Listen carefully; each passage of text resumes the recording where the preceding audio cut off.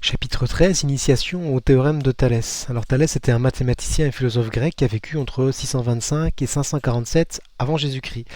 Donc vous pouvez voir ici une page Wikipédia sur Thalès. Cette page Wikipédia est très très complète. Et donc du coup, voilà, Thalès a fait beaucoup de choses. N'hésitez pas à aller jeter un petit coup d'œil à cette page. Alors, si on revient sur le cours, donc le théorème de Thalès dit, et vous avez déjà vu en fait la vidéo d'introduction, que dans un triangle ABC, donc du coup très bien, ABC, si jamais on a donc alors un point M qui appartient à AB, un point N qui appartient à C, si jamais on a ceci, cette droite-là, MN, qui est parallèle à cette droite-là, BC, dans cette configuration-là, alors on va avoir AM divisé par AB, et bien ça va être égal à AN divisé par AC, et ça va être égal à Mn divisé par BC. Voilà ce que nous dit le théorème de Thalès. Et grâce à ces égalités, donc on va pouvoir déterminer des longueurs manquantes, des choses comme ça. Remarque 1, pour écrire facilement ces égalités, on peut commencer par le point A. On le retrouve 4 fois dans l'égalité, au moins pour démarrer. Alors, si j'efface, donc on a bien deux droites qui sont parallèles, c'est celle qu'on avait vue tout à l'heure, celle-ci et celle-là. Dans cette configuration du théorème de Thalès, il y a le point M, le point N, j'ai envie de dire, est déjà pris, déjà colorié, le point B, le point C est déjà colorié, et donc du coup il reste un point, celui-ci là, qui n'a pas été colorié. Donc à partir de là, quand on parle des deux droites parallèles, donc ça veut dire que c'est ce point-là qui intervient 4 fois dans l'égalité. Donc ici et à cet endroit-là. Après, on va se poser la question, on va essayer de déterminer comment est-ce qu'on fait pour placer les autres points. Mais en tout cas pour écrire cette égalité, et bien du coup, en fait, on est bien sur, voilà, on observe ce point-là, donc qui est un point important. Alors, on va descendre dans le cours et on va regarder comment faire pour écrire facilement le début de l'égalité. Alors on a dit, voilà, une fois qu'on a repéré le point A, et bien c'est celui en fait qui intervient 4 fois. Ok, donc on peut écrire ça sous cette forme-là, très bien. On peut également observer, alors je vais remonter un petit peu sur le dessin, on peut également observer que il y a deux côtés. Alors voilà, ici comme ça, il y a ce côté-là, que je suis en train de colorier en vert. Il y a 3 points sur ce côté-là. A, M et B. Et bien ici, là, j'ai A, M et B. Ensuite, si je regarde l'autre côté, celui-ci que je suis en train de colorier en bleu, j'ai A, N et C. Et bien du coup ici, j'ai A, N et C. Et ce qui est possible de faire, on fait alors sur le côté vert, le petit sur le grand. AM sur AB. Si on regarde le côté bleu, c'est le petit sur le grand. Et donc à partir de là, on a le début de cette égalité du théorème de Thalès. Et pour avoir la suite, eh bien donc une fois qu'on a copié ça, c'est ce qui est indiqué à cet endroit-là. Une fois qu'on a copié ça, eh bien on enlève.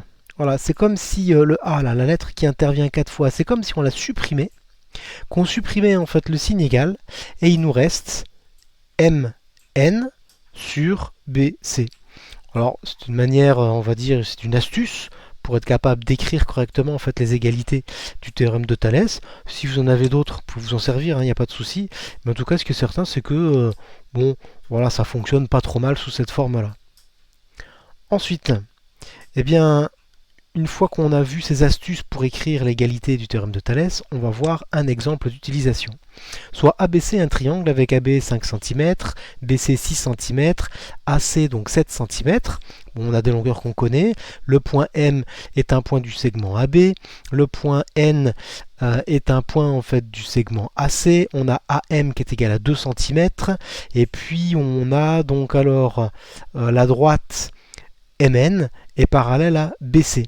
Bon, voilà, toutes ces informations en fait sont bien par là. Alors je vais mettre en couleur, par exemple, ici en fait ces deux droites parallèles.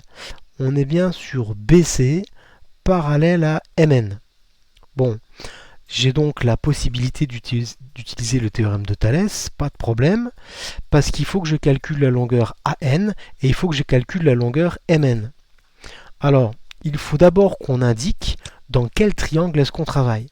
Donc on va travailler dans ce triangle là que je suis en train de mettre en bleu. Et donc du coup ce triangle il s'appelle ABC. Dans la rédaction en fait du théorème de Thalès, il va falloir bien dire ceci.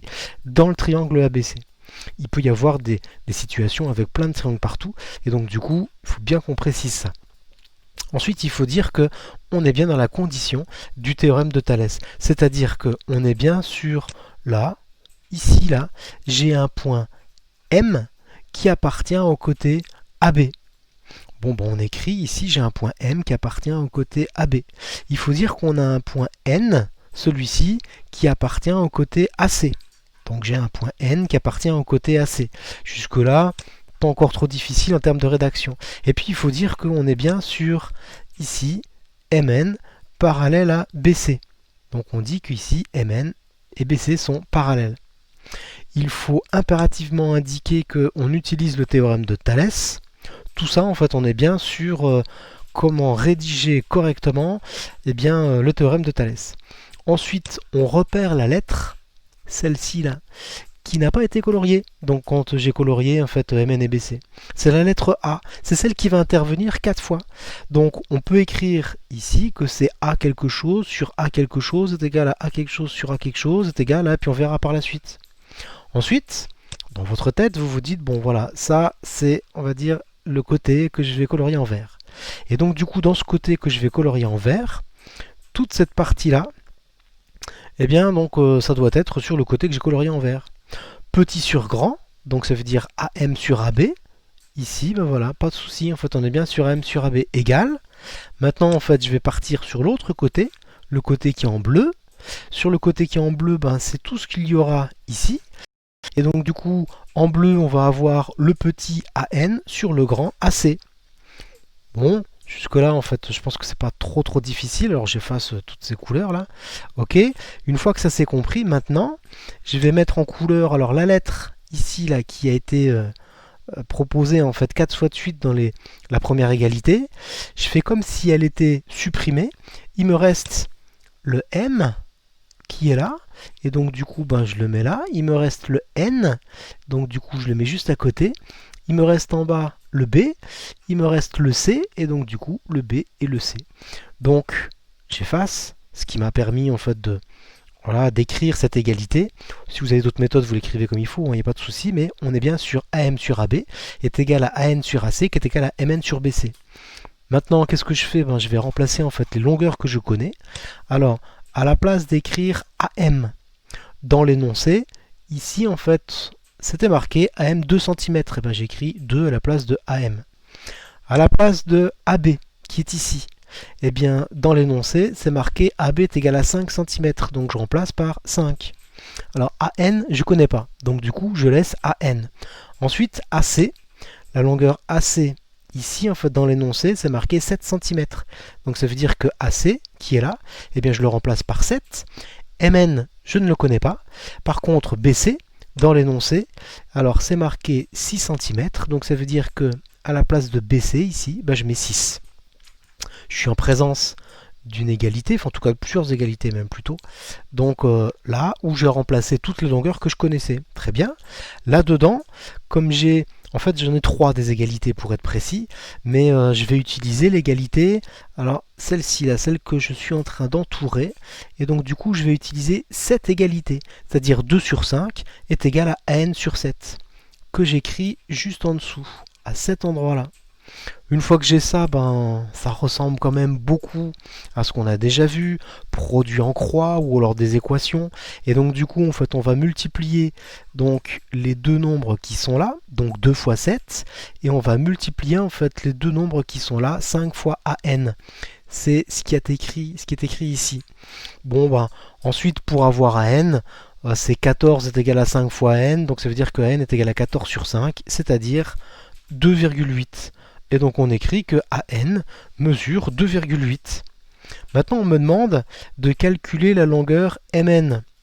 Alors je vais effacer un petit peu pour clarifier tout ce qui a été fait, mais pour avoir MN, c'est pas compliqué, je repars alors de cette égalité là, ce que j'ai écrit ici, je ne vais pas tout refaire, je ne vais pas refaire la rédaction, et donc du coup je vais partir de, alors ça, 2 sur 5, égale mn sur 6. En gros, c'est comme si cette partie-là, en fait, on la regardait pas, quoi.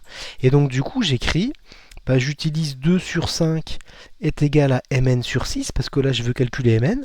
Je vais refaire pareil, je fais le produit en croix. Voilà, je vais multiplier 5 fois mn, je vais multiplier 2 par 6, et donc du coup j'écris 2 fois 6 est égal à 5 fois mn. Bon, ça fait 12 est égal à 5 mn, et donc ça veut dire que mn est égal à 12 divisé par 5.